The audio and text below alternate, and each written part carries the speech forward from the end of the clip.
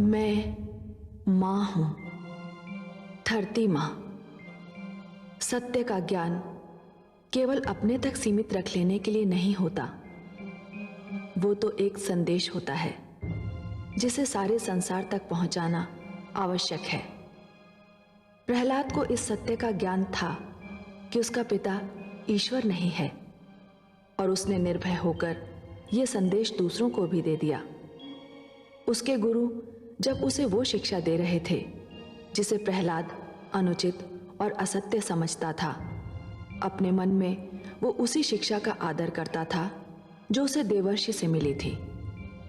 गुरु अपना कार्य करते रहे और प्रहलाद अपना पाठ पढ़ता रहा। फिर वो समय आ गया जब उसके गुरुओं ने उसे माता पिता के पास जाने की अनुमति दे दी, और मैं जान गई कि प्रहलाद की वास्तविक परीक्षा अब आरंभ होने वाली है।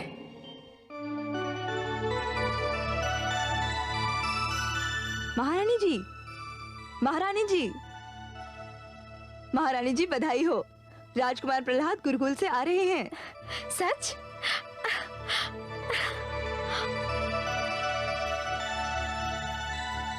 माते, पुत्र, कितने दिनों से तेरे आने की प्रतीक्षा में मैं एक एक घड़ी गिन रही थी। कैसा है तू पुत्र? मैं सकुशल हूँ माते। गुरुकुल के कठोर जीवन ने मेरे पुत्र को कितना कुम्हला दिया है। गुरुकुल का जीवन कठोर होता है माते, परंतु इस कठोरता में आनंद ही आनंद है। बस कुछ याद आता था तो तुम्हारे हाथ का भोजन। जब भी मैं भोजन करता था मेरे सामने तुम्हारा मुख आ जाता था। हाय मेरा पुत्र, अब मैं नित्य तुझे अपने हाथों से भोजन कराऊंगी। पुत्र, तेरी देखभाल तो मैं स्वयं करूंगी। महारानी की जय हो। सभागार से महाराज का संदेश आया है। उन्हें राजकुमार के आने की सूचना मिल चुकी है। वे चाहते हैं कि कुमार से वे सभागार में ही मिलें।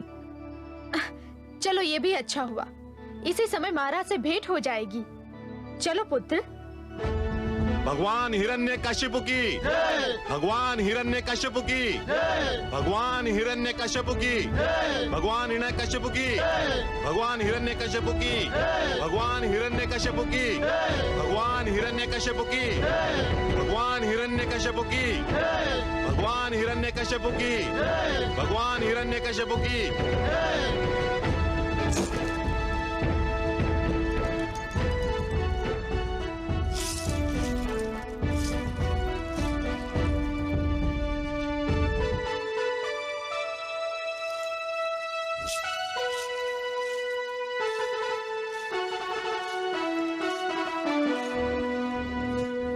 भगवान हिरण्यकशिपु की जय हो।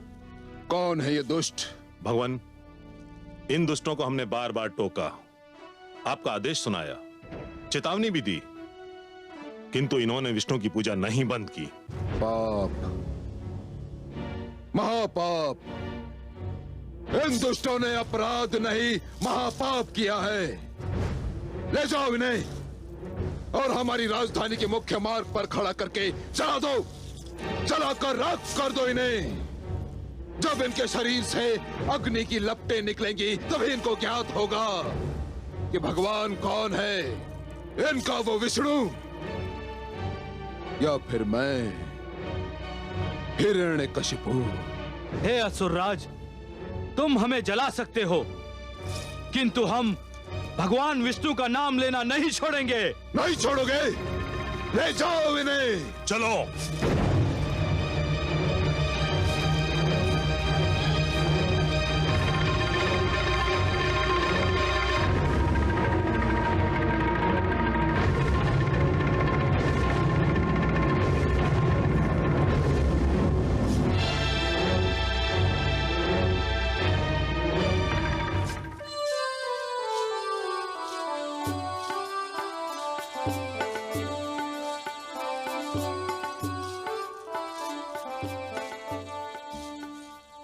पिताश्री।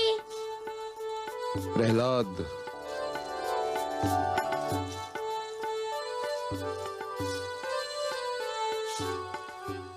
कैसा लगा तुम्हें गुरुकुल पुत्र? बहुत सुंदर। पिताश्री जानते हैं, वहाँ मुझे बहुत से मित्र मिल गए हैं। वे मुझे बहुत प्यार करते हैं। मुझे उनके साथ रहना बहुत अच्छा लगता है। सुंदर, अति सुंदर। वो तुम्हारे गुरु, उन्हें कैसा पाया तुमने? वे भी बहुत अच्छे और बहुत विनम्र हैं। मेरी देखभाल करते रहे। परंतु पिताश्री, उन्हें तो ये भी नहीं पता कि शिष्य को क्या पढ़ाना चाहिए। वे तो शिष्यों को एक असत्य पाठ पढ़ाते हैं। देखा कितना चतुर है मेरा पुत्र। इतनी छोटी सी आयु में इसने ये भी जान लिया कि सत्य और असत्य में क्या अंतर है। धन्य हो पुत्र, तुम धन्य हो। किंतु पुत्र, तुमने ये कैसे जान लिया कि तुम्हारे गुरु तुम्हें असत्य पाठ पढ़ा रहे हैं? उन्हें तो ये भी ज्ञान नहीं कि ईश्वर कौन है। मैं कुछ समझा नहीं। वे मुझे गुरुकुल में बने मंदिर ले गए और आपकी मूर्ति दिखाकर कहने लगे कि ये ईश्वर है, इनकी पूजा करो। और तुमने क्या कहा? मैंने कहा कि ये मेरे पिताश्री की मूर्ति है, ये ईश्वर नहीं है, ईश्वर कोई और है।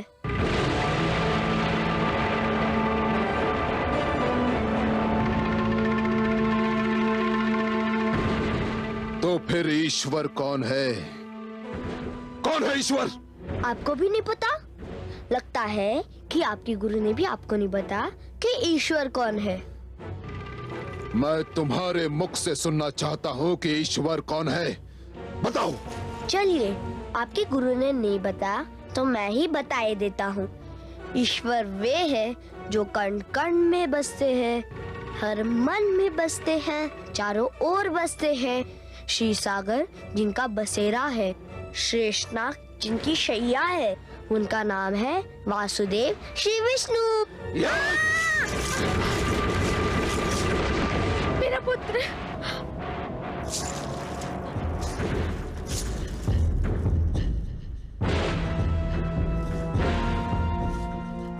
किसने दी इस बालक को ये विश्व भरी शिक्षा? कहाँ इसके मूर्ख और निकम्मे शिक्षक? कहाँ है वो? देखा कमल नयन, वही हुआ जिसका मुझे भय था। हिरण्यकशिपु ने पुत्र प्रहलाद पर अपने प्रकोप का द्वार खोल दिया है।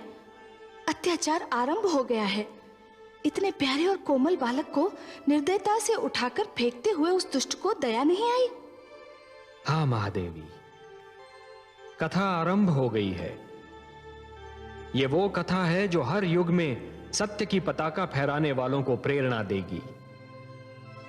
पर आप घबराइए मत। जो पुष्प खिलने वाला होता है वो खिलकर ही रहता है। धूप उसे कुम्हला नहीं सकती महादेवी। जो प्रकाश फैलने वाला होता है वो फैलकर ही रहता है। अंधेरा उसकी राह नहीं रोक सकता। हिरण्यकशिपु ने प्रकोप का नहीं, अपने पतन का द्वार खोल दिया है। अब आप देखिए क्या होता है। हिरण्यकशिपु ने इस सत्य को पहली बार सुना है और उसका दंड यह है कि यही सत्य उसे बार बार सुनना होगा। मैंने गुरुदेव के कहने पर प्रहलाद की शिक्षा दीक्षा आप दोनों को सौंपी थी। मैंने सोचा था कि आप उसे वही शिक्षा देंगे जिसका गुरुदेव ने आदेश दिया था। मैंने सोचा था कि जब मेरा पुत्र गुरुकुल से लौटेगा तो वो सब कुछ सीख चुका होगा। क्या क्या सपने देखे थे मैंने, क्या क्या सपने देखे थे।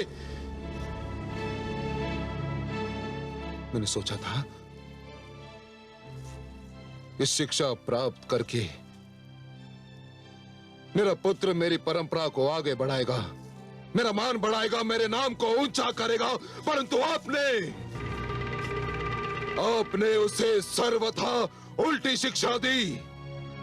उसे वो नाम बताया जिसे सुनकर मेरे कानों में विष खुल जाता है, मेरे तन मन में आग लग जाती है, और वो नाम है विष्णु विष्णु विष्णु।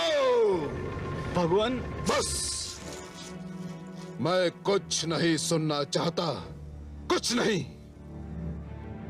ले जाइए उसे और उसके मस्तिष्क में भरे कूड़े करकट को निकाल बाहर कीजिए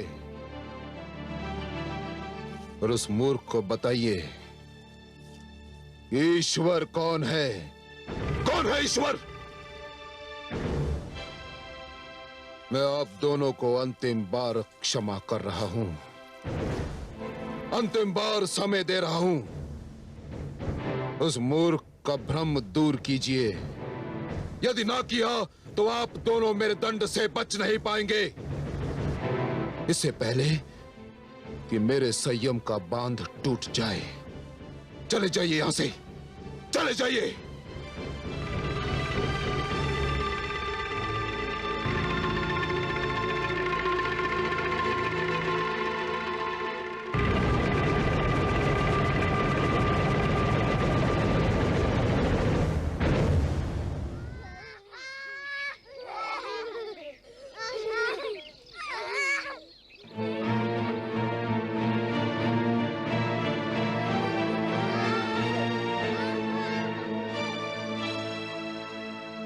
यह तुम्हारी शैया है राजकुमार।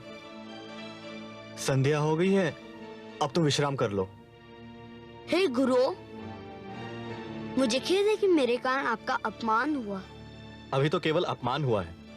यदि अब भी तुमने हमारी बात नहीं सुनी, असुर नीति का अध्ययन नहीं किया, तो अगली बार हमारा वध भी हो सकता है। जग की ये रीति है कि शिष्य गुरु को दक्षिणा देते हैं, परंतु तुम्हारे रूप में हमको एक ऐसा शिष्य मिला है जो दक्षिणा के बदले दंड दिलाने के लिए तत्पर है।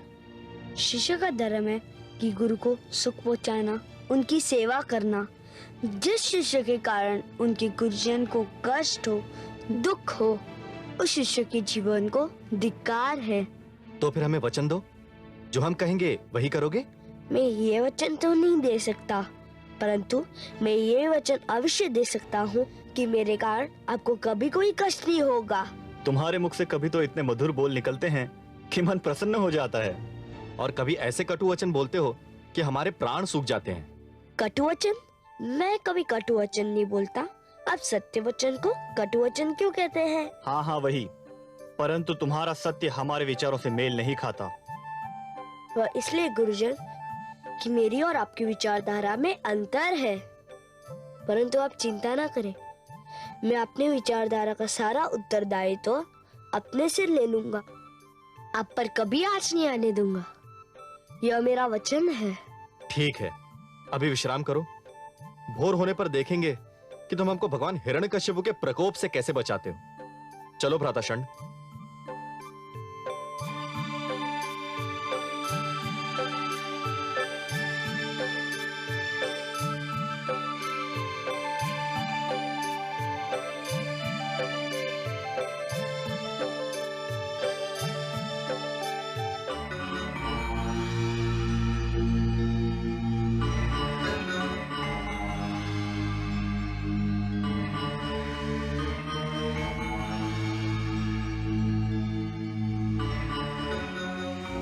स्वामी,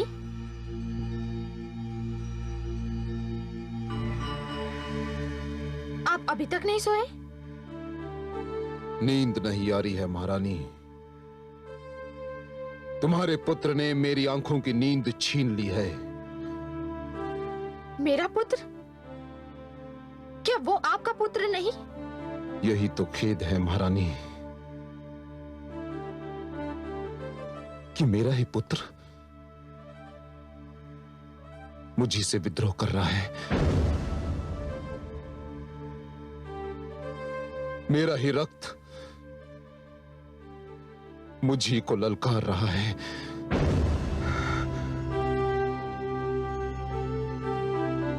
एक रात्रि वो थी जब वो यहां आने वाला था। उस रात्रि प्रसन्नता के कारण मुझे नींद नहीं आ रही थी, और एक रात्रि ये है जब उसकी बातों ने मेरे तन मन में आग लगा दी है। और आज मुझे क्रोध के कारण नींद नहीं आ रही है महारानी।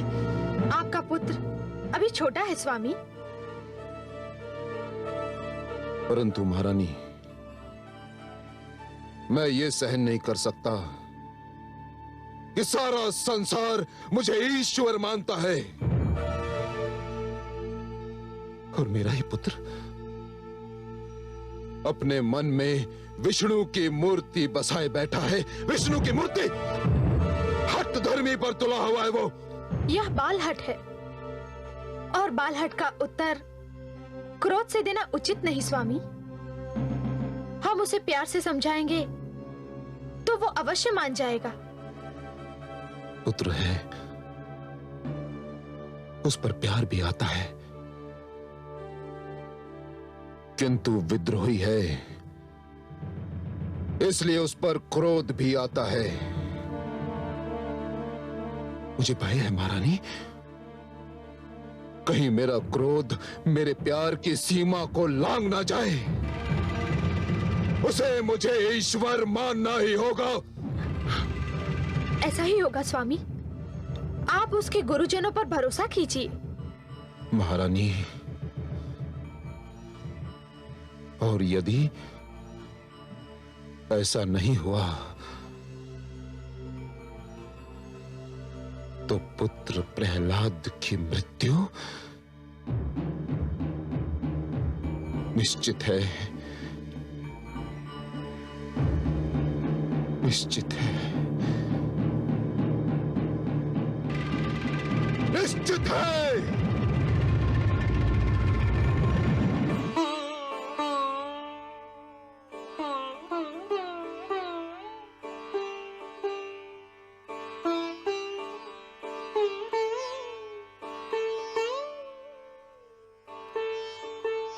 मित्र प्रहलाद, राजकुमार, क्या हो गया इन्हें? इनकी तो सांस भी नहीं चल रही है। कहीं मर तो नहीं गया हमारा मित्र? चलो गुरुजन को बताते हैं।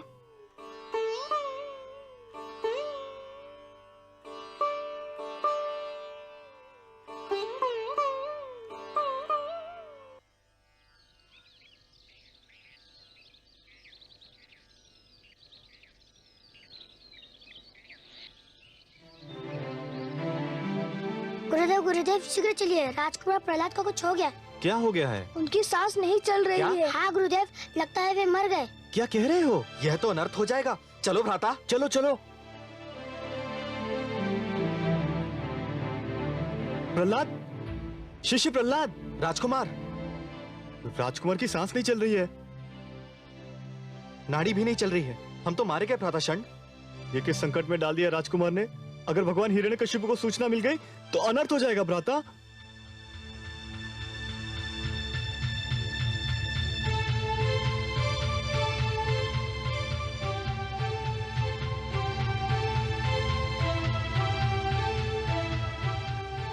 क्या हुआ?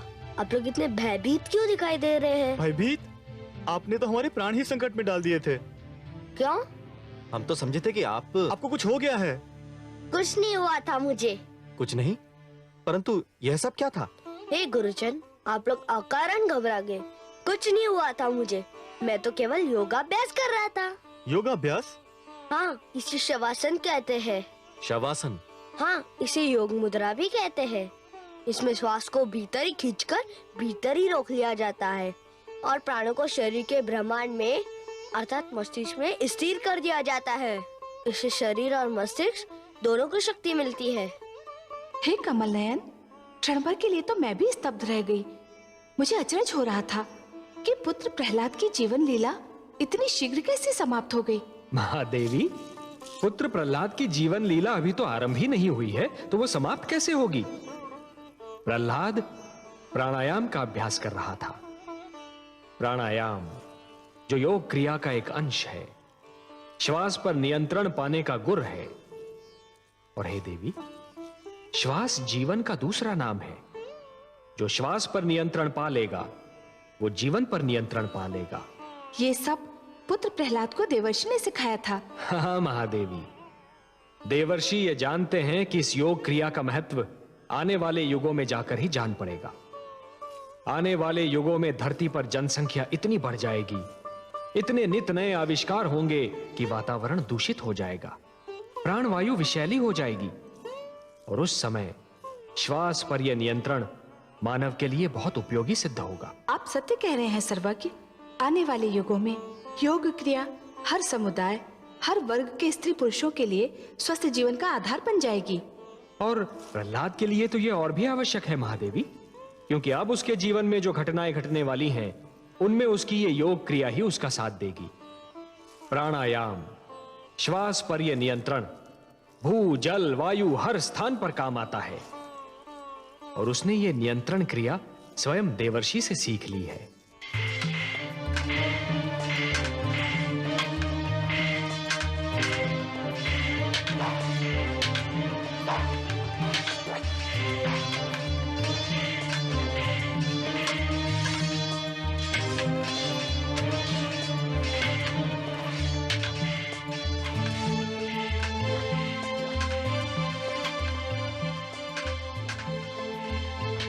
राजकुमार,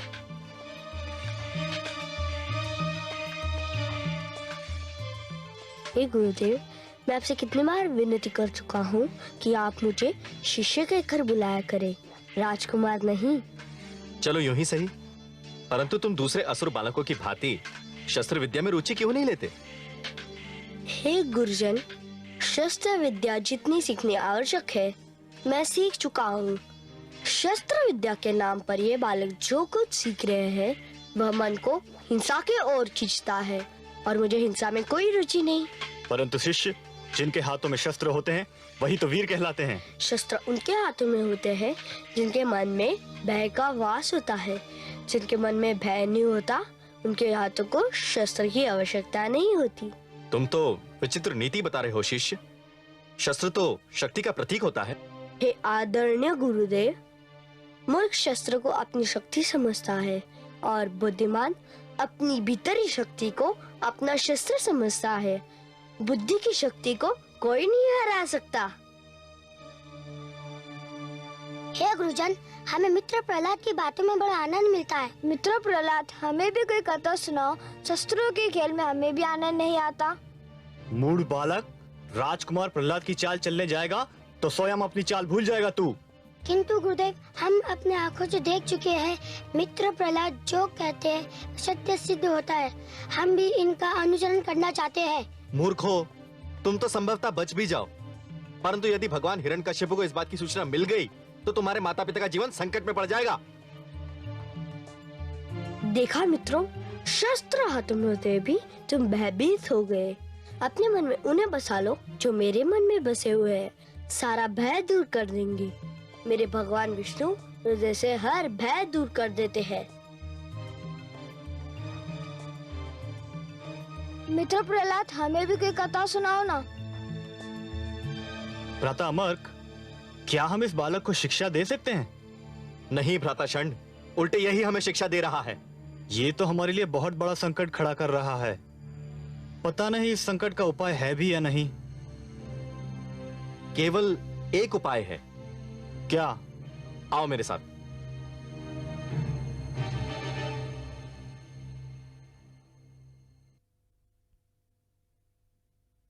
महारानी की जय हो। गुरुकुल से गुरु षंड और गुरु अमर्क आए हैं और आपसे मिलना चाहते हैं। इस समय इतनी रात्रि को? कहते हैं कोई बहुत आवश्यक कार्य है। ठीक है, भेज दो। जी महारानी।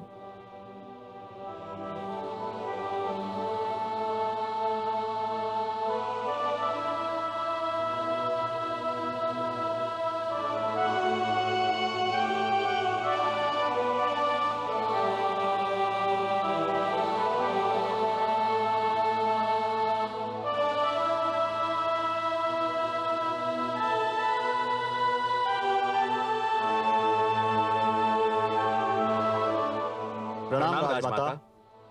प्रणाम गुरुजन। सब कुशल तो है ना? कुशल होता तो इतनी रात्रि को आपको कष्ट देने का साहस नहीं करते राजमाता। क्या बात है? राजकुमार प्रहलाद को असुर नीति, असुर संस्कृति, असुर विद्या किसी में कोई रुचि नहीं है।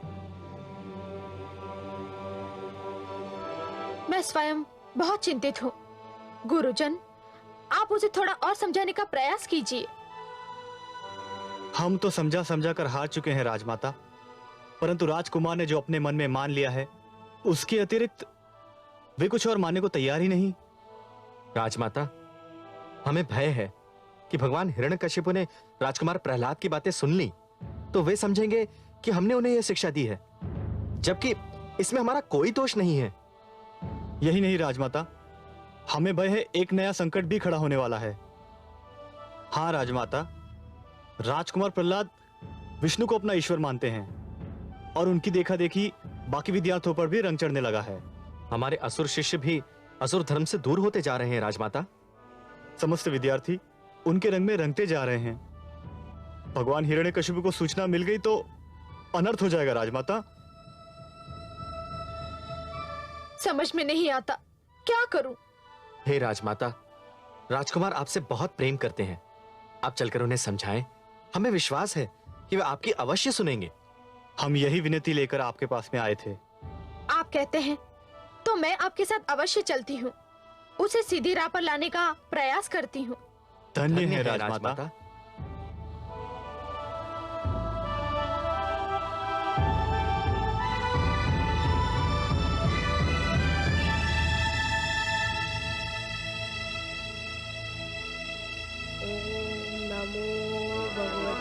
वासुदेवाय।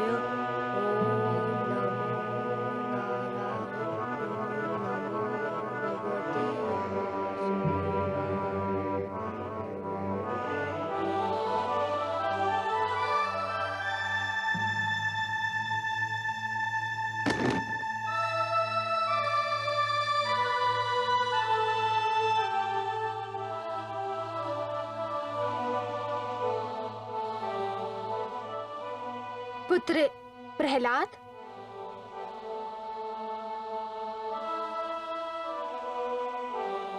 माते,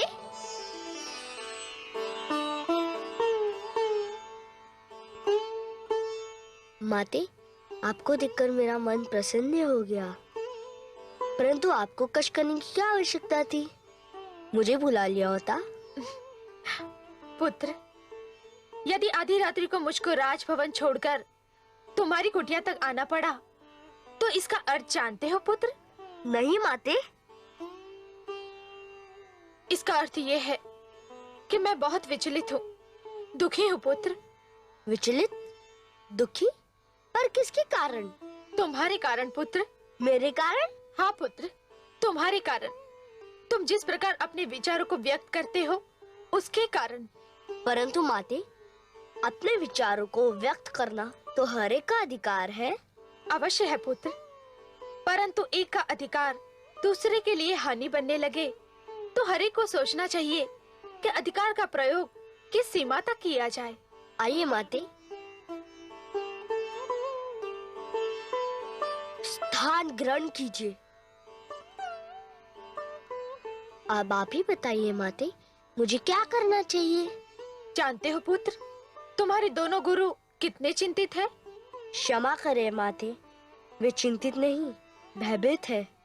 भयभीत इसलिए कि वे जानते हैं कि वे हम सबको जो शिक्षा दे रहे हैं वो शिक्षा सत्य पे आधारित नहीं है। वे जानते हैं कि वे अपने विद्यार्थियों से जिन विचारों को मानने के लिए कह रहे हैं उन विचारों पर स्वयं उनको संदेह है। वे जिस बात पर विश्वास का प्रचार करते हैं उस पर स्वयं उन्हें विश्वास नहीं है। वे मेरे कारण चिंतित नहीं है माते, अपने झूठे पाखंड के कारण भयभीत हैं। पर मैं भी भयभीत हूँ। जिस दिन से तूने महाराज को रुष्ट किया है मेरी तो रातों की नींद उड़ गई है। हर पल यही भय रहता है कि तेरा क्या होगा, और यदि तुझे कुछ हो गया तो मैं क्या करूंगी? भय को मन से निकाल दीजिए। जब आप नहीं जानती कि आपका क्या होगा, मैं भी नहीं जानता कि मेरा क्या होगा, तो फिर इसके लिए सोचना क्या? सब भगवान पर क्यों ना छोड़ दिया जाए? क्योंकि होगा तो वही जो ईश्वर चाहेगा। क्या होगा, क्या होने वाला है, ये भी केवल वही जानता है। फिर हम क्यों चिंता करें? जितनी सरलता से तू चिंता से मुक्त हो सकता है, मैं कैसे हो सकती हूँ? मेरे लिए तो एक और मेरा पति है और दूसरी ओर मेरा पुत्र, और उन दोनों की चिंता में फंसी मैं, एक पत्नी, एक माता, जो न इस पार जा सकती है न उस पार। मैं क्या करूं? आप भी मेरे ईश्वर पर विश्वास कीजिए, सब कुछ उसी पर छोड़ दीजिए। भय या चिंता के स्थान पर मन में ये सत्य बसा लीजिए कि यश अपयश, जीवन मरण सब ईश्वर के हाथ में है। जिसके साथ वो है उसकी ना कोई चिंता है ना भय।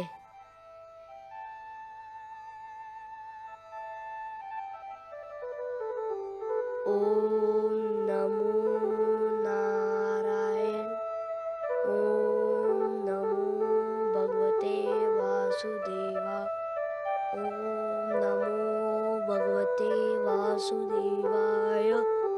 ओम नमो नारायण। ओम नमो भगवते वासुदेवाय। ओम नमो नारायण।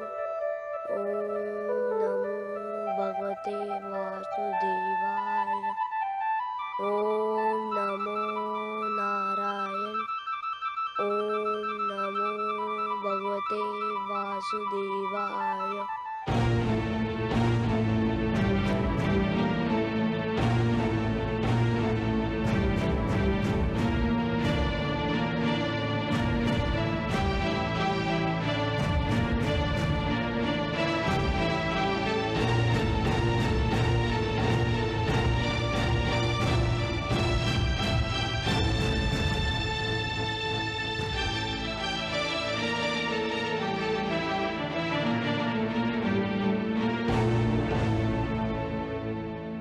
भगवान हिरण्यकशिपु की शक्ति इतनी रात्रि को कहां से आ रही है? पुत्र प्रहलाद से मिलने का मन कर रहा था, उसी से मिलकर आ रही हूँ। आपने अकारण ही कष्ट किया महारानी। मैं स्वयं कल उसे अपने सभागार में बुलाने वाला हूँ। कल? नहीं स्वामी, इतनी शीघ्र मत बुलाइए उसे। उसकी शिक्षा में बाधा आएगी। अभी कुछ दिन और उसे गुरुकुल में ही रहने दीजिए। इसका अर्थ यह हुआ कि उसे मिलने के पश्चात आपको यह ज्ञात हुआ कि वो गुरुकुल में वो कुछ नहीं सीखा जो उसके गुरु उसे सिखाना चाहते थे। ऐसा नहीं है स्वामी, पर उसे थोड़ा समय और मिलना आवश्यक है। नहीं महारानी, मैं और अधिक समय नहीं दे सकता। ये प्रश्न भगवान हिरण्यकशिपु के मान सम्मान का है। ये प्रश्न हमारे अभिमान का है। मैं कल ही सेनापति अश्वमित्र को भेजकर प्रहलाद को सभागार में बुलाने का आदेश देता हूं।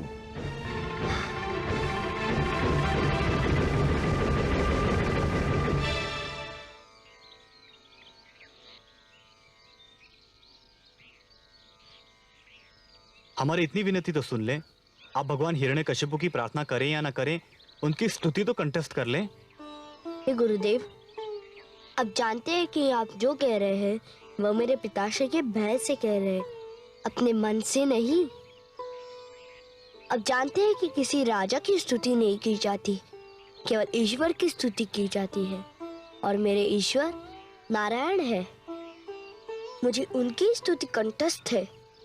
मित्र, हमें भी बताओ क्या स्तुति है? सुनोगे? हाँ हाँ, अवश्य सुनेंगे। अरे अरे, यह क्या अनर्थ कर रहे हो? हम मित्र प्रहलाद से स्तुति सुनेंगे। तो सुनो, आओ मेरे साथ।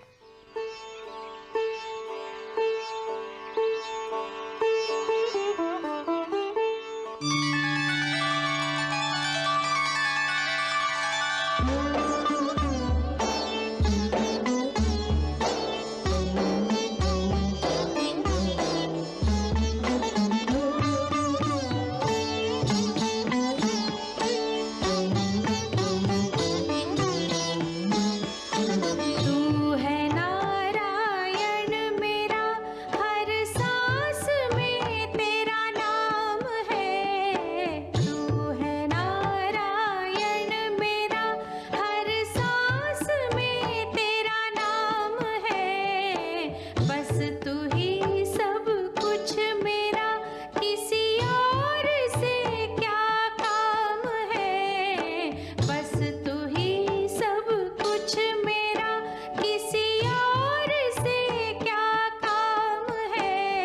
किसी और से क्या काम है।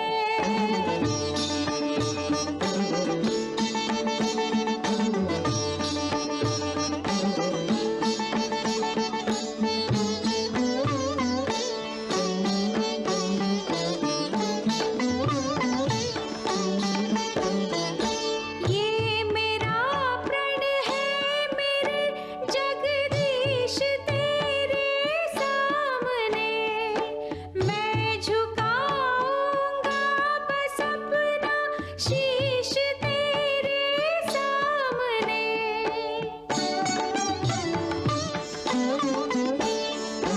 तू ही मन मंदिर में है, तुझे कोटि कोटि प्रणाम है, तुझे कोटि कोटि प्रणाम है।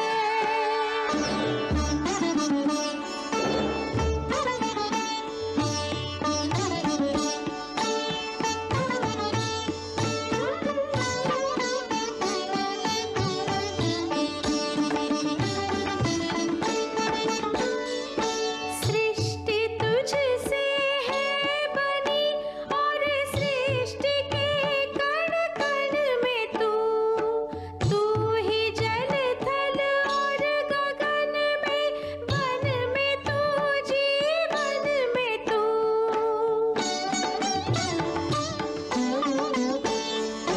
हर दिशा में छवि तेरी, चहुओर तेरा धाम है।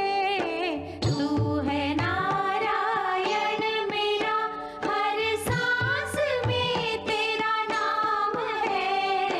बस तू ही सब कुछ मेरा, किसी और से क्या काम है, किसी और से क्या काम है।